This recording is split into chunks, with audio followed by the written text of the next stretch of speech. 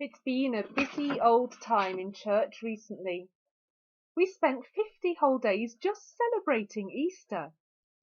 Towards the end of that time, we marked Ascension Sunday, when we recalled how Jesus left his disciples to return to his Father.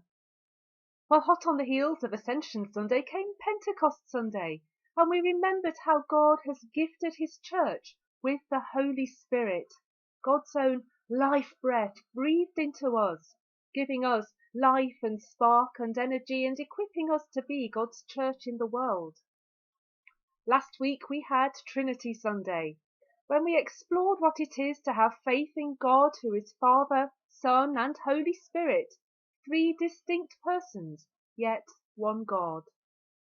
In our Trinity Sunday service, we thought about how the love of God flows and overflows upon us, and how God longs to include us in all that God is up to.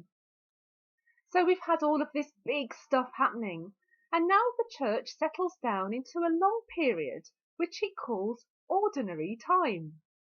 Now, ordinary time sounds rather bland and boring, doesn't it? Ordinary time sounds like nothing really special happens at all. But I wonder what God thinks ordinary time might mean.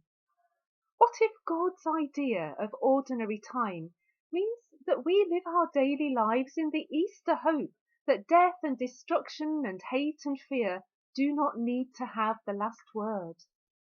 What if God's idea of ordinary time means living our daily lives with God's own life breath inspiring everything we think and say and do?